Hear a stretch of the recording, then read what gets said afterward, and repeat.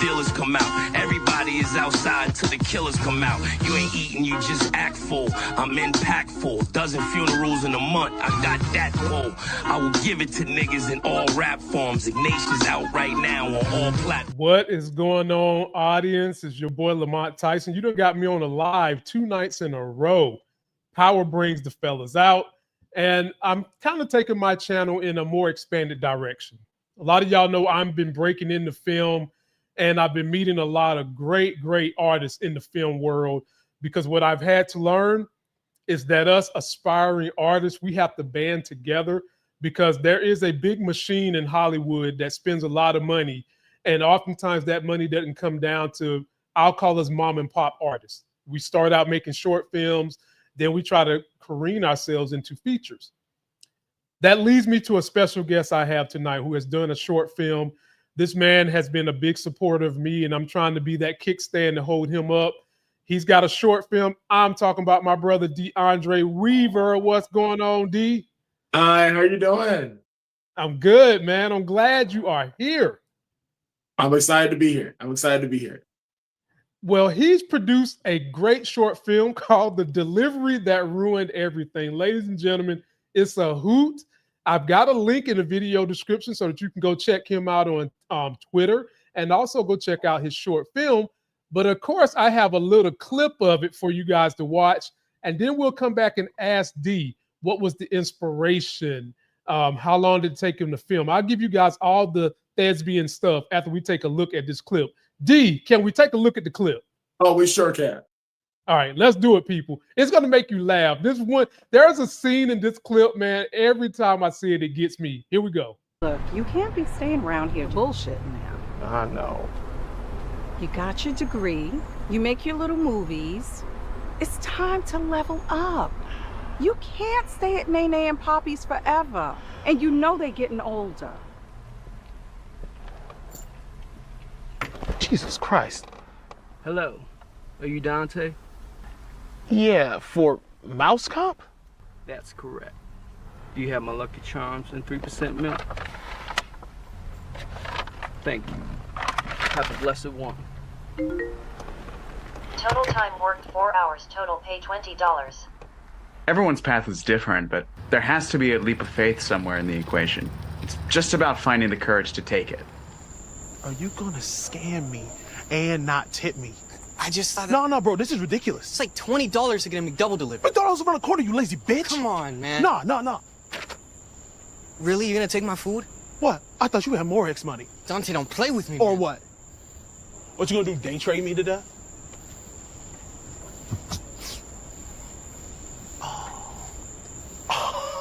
No. Oh, you gonna shoot me? Don't play with me. Nah, you gonna do what, 5, 10, premeditate because you drive me over a cheeseburger? I don't want to do this. Then shoot me. Come on. Do it. Wow. D, that scene where Mousetrap comes out there looking like he done robbed Prince, went in Prince's grave and robbed him of his purple outfit. That one gets me every time, my brother, every time. And so, of course, I've got these questions for artists like you. Tell me what inspired this short film, what inspired the title, what made you decide to go ahead and make this one and put it out to the world to see? Yeah, so the Prince thing, that's a true story. When I came back home from college in 2020, I was like, I need a job. I need something that's just going to keep things going. And so I was doing DoorDash in college. I was like, you know what? I'll keep doing that. And for 3 years, I would have the most crazy encounters doing DoorDash. And I just figured I would just write it down. I was like, you know, this could be something someday. And about 3 years later, I had enough written down to where I was like, you know what? This is enough to string together to make a movie. It was one night, it was late at night. It'd be like close to midnight, I get this call, and it was $20 to deliver from the CVS to an apartment. I said, okay, last call tonight, let me do it. They wanted 3 gallons of milk and 6 boxes of cereal. And I'm like, that's just, maybe they got kids, maybe they something going on. Okay. I pulled down the street, and in the middle of the street is a little guy standing like a cowboy pose. I pull up, dressed just like Prince. I'm dead serious. He got the wig, the jacket, and everything. And this is not Halloween. This is the middle of July. And he's like, you got my cereal and milk? I'm like, yes, I do, Prince. Here you go. Please take your stuff. And people don't believe me when I tell them that. Like, no one will ever believe me when I tell them this story. And I was like, when I was writing this movie, I was like, this has to go in there. This has to. It's too crazy not to be a focal point in the movie. Well, you nailed it, my brother, and I love it. I didn't want to show them everything. I wanted to tease them a little bit so they'll go down there and give you some clicks and understand what you're about. But making film is not a thing you can do by yourself. So I want you to please shout out the writer, director, the other stars in the film, lighting, grip, because whatever camera you was using, magnificent. Those shots you got in there were ultra clear. Shout out everybody, call out their names. Let's put them on blast because there are other creators that watch me that might want to work with them as well. Oh my gosh. So I love my crew. I love my sponsors. Let me tell you how this all came together. Okay. Everybody that worked on this crew, everyone that sponsored us was all people I just met along my journey. Mike Kepka, our amazing director of photography, a great friend of mine. I met him on a shoot back in 2021. And so we were just at the craft services table and we're just talking. And then eventually we built a friendship. This is now our third collaboration. And he's an amazing DP, 4-time Emmy Award winner. He has his own production company in the DC area called Kepka House. Great production company. Jason Garza, our gaffer, amazing. Formerly worked for the Vice President, Kamala Harris. Tyler King, our amazing second AD. She just finished work on Terrifier 3. My cousin, Joseph Neal III, my ride or die. He was our producer on this. He was my first AD. We have so many amazing people that worked on this film. Our sponsors, Legacy Carryout and Catering. Legacy Carryout and Catering. I will shout their name to the end of the days. We were struggling so hard to find a location to shoot those restaurant scenes. I was going around to every restaurant in Waldorf, Maryland, asking people, hey, can we please shoot at your spot? Can we please shoot at your spot? And I think Legacy might have been the 5th or 6th person we asked. And I sat down with Mr. Bell. I said, look, this is what I'm trying to do. This is the script. He said, no problem. You can use it. It's no issue. He was even generous enough to feed us, our cast and crew. And then when the second location fell apart, that parking lot is the parking lot outside of Legacy. And I was like, sir, I hate to ask you for even more. A second location fell through. Can we use the parking lot? He said, absolutely. And the only thing he asked is that we pay it forward to someone else. And, we're still doing that. That's our mission. And I'm just really thankful for everyone that came together for this. This was such a hometown effort. All of our crew, most of our cast is from Waldorf, Maryland. I'm from Waldorf. This was just such an effort of community and coming together. And like you said, film is a team sport. It is not a solo endeavor. I only take credit for really writing it. I had so many amazing collaborators that helped me direct this piece. Such amazing actors helped bring this to life. I'm just appreciative of everybody that worked on this film, truly. Shout out to everybody he mentioned. And I'm passionate about it. And because I've been in it and DeAndre has kind of given me some insights to how this business works, I just feel like it's always important to mention the other people on the team, D. I didn't want to badger you with that, but to me, it's so important to mention them because sometimes they're not on screen. And a lot of times, audiences don't understand. The people doing a lot of the grunt work, you don't see them. They're behind the scenes. Shout out to that restaurant that helped you out. He's gave you a big hand up. You don't see him on screen. You see his offices and his work in his parking lot, but you don't see him. And it just takes a really, really united team. And then to make it work, everybody's got to be working for the common good of the feature. And I can tell y'all had fun with this one, man. Like, as I watched it, I know y'all had fun. This sister right here, oh boy. And she's not the only one in this, ladies and gentlemen. There are a lot of things I didn't show you that you've got to take a look at.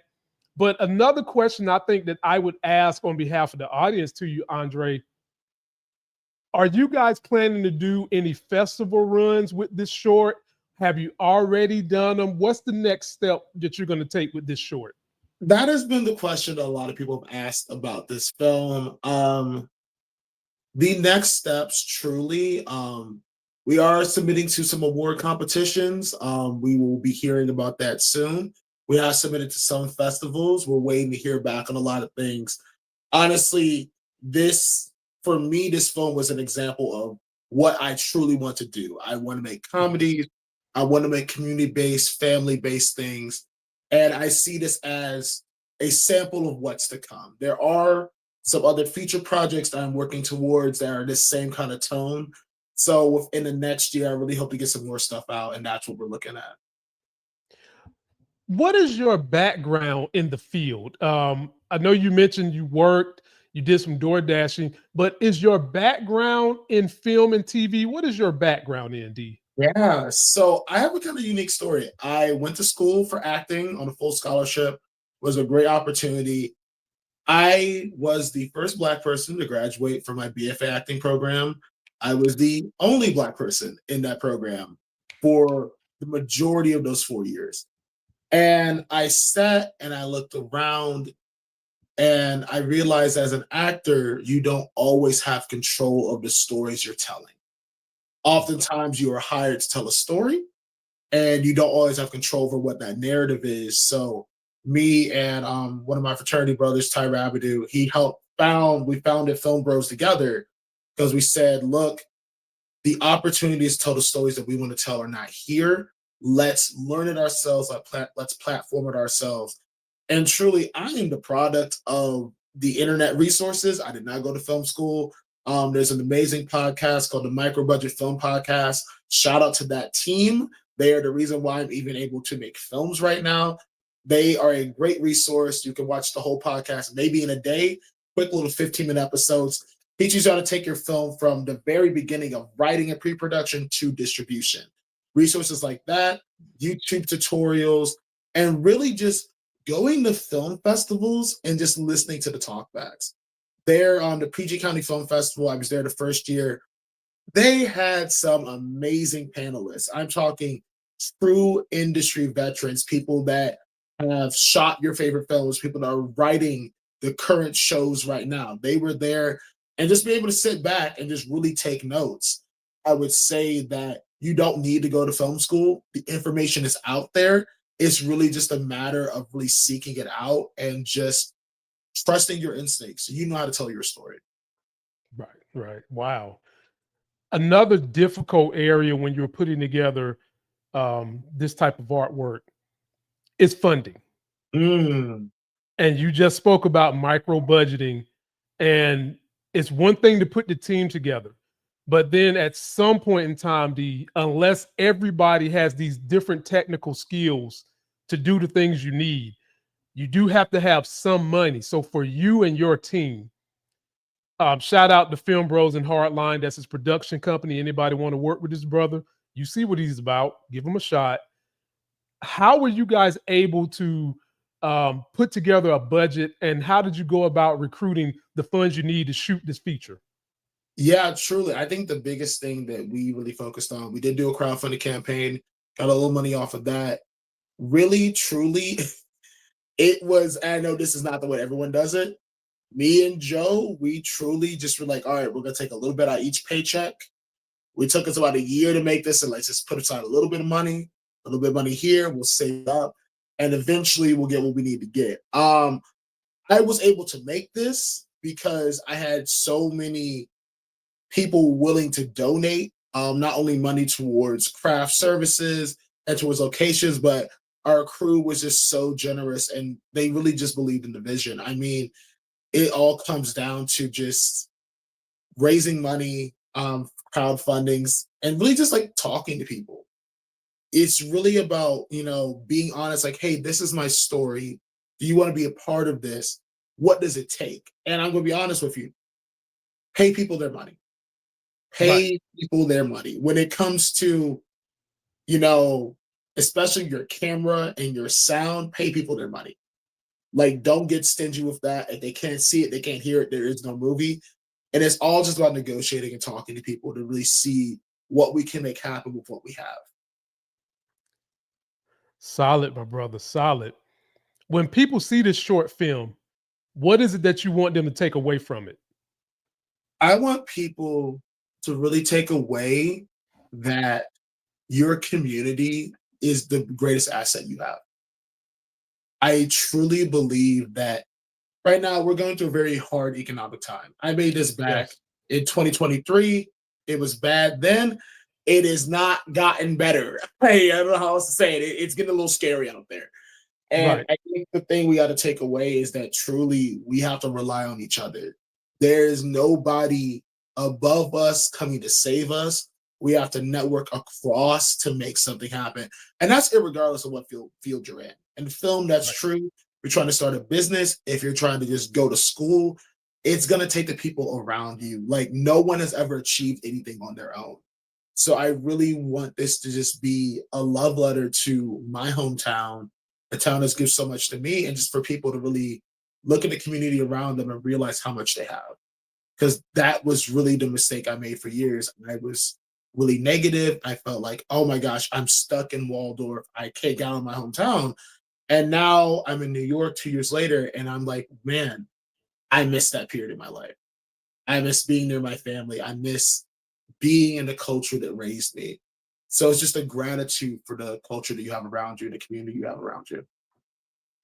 That's amazing, man. You just made my wheels turn a little bit. Audience, I don't know why I haven't checked in with D a little often. I think there might be some things, D, I can exchange with you that can kind of help with where you're going right now, because I'm not getting out of film, but I'm on a break right now because life has been chaotic with my kids and that type of thing. And I'm in it with the stuff I've already done, but I'm also still trying to be a bridge to some of the people I've met. And I definitely want to be a part of this family because you've given me so much and you've warned me about so many things. And it's like you said, it's a group, it's a community. And again, I can't say enough shout out to everybody that worked with D on this project. My heart goes out to everybody because I've been behind the scenes, and I'm just, if y'all don't hear this from somebody else, you're getting plenty of love from me, everybody that was involved. And having said that, D, this is going to be an imprint of the type of work you're capable of. Mm-hmm. What is the next thing you're thinking about working on that kind of ties to this short? Oh, I am so glad you asked that question. We're going Christmas. We are going holiday movie. I am the biggest fan of John Hughes and all the work he has done. The Christmas genre, Home Alone. I want to make a Christmas movie. I think that's something that may shock people. I've been in development for a long time on a Thanksgiving piece, but my favorite time of the year is that funky week between Christmas Day and New Year's.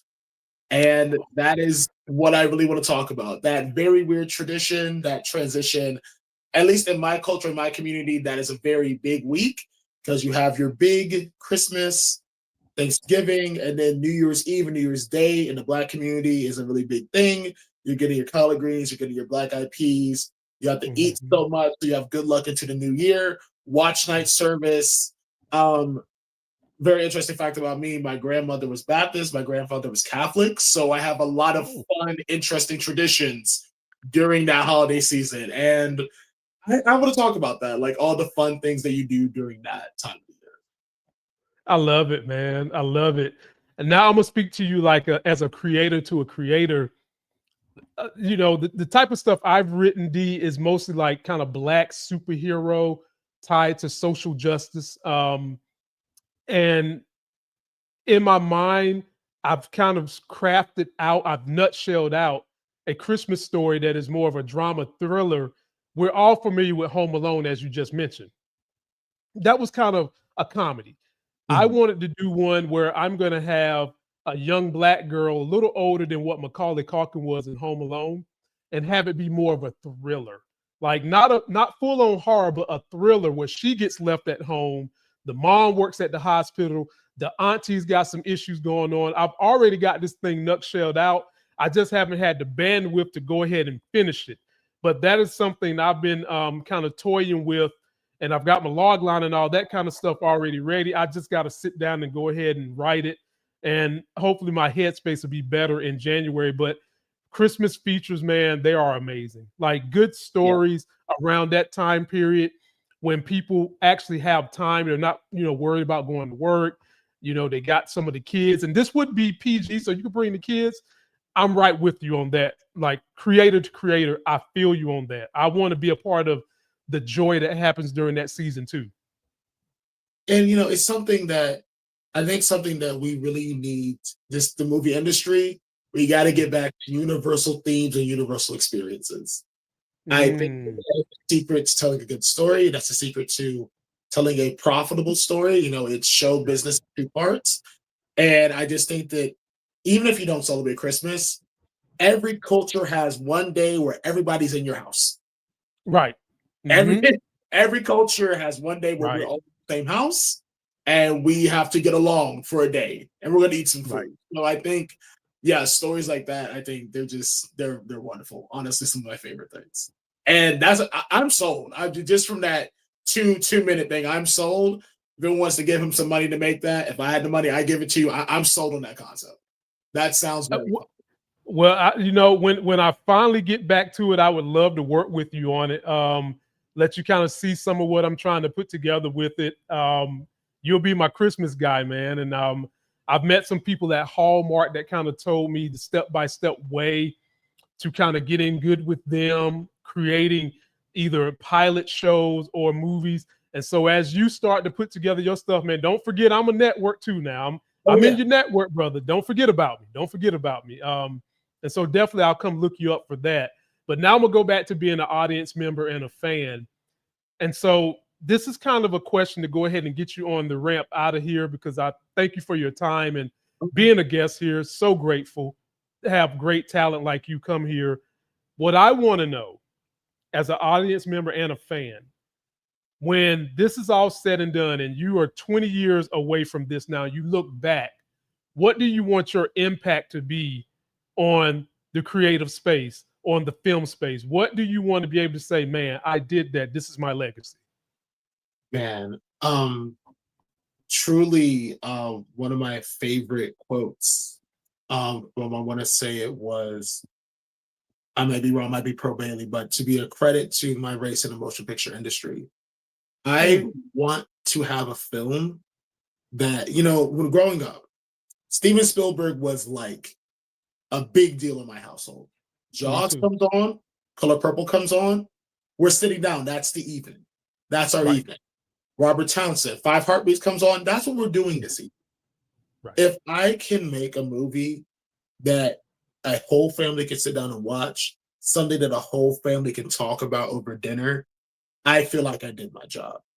It'd be great if it was a body of work, it was multiple movies, but if I can make something to where, you're sitting in the road trip, I think everybody's family does, is they quote the movie lines. Like, if you can have something that your whole intergenerational family can enjoy, I feel like I did it. I feel like I've done what I need to do. I think that movies are meant to bring people together. And if I've made something that can bring people together and make them laugh and give them some joy, I feel like I've done my service to this world. Wow. Ladies and gentlemen, I present to you the great artist. He's on the rise, DeAndre Weaver. We are so grateful you came. We've got to give you the Hollywood clap. My brother, sit tight.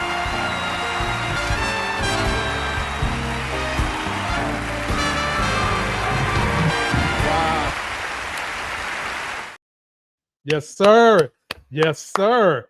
Tell the people how they can find you, how they can find the short, The Delivery That Ruined Me. How can they find all this good stuff and get in contact with you?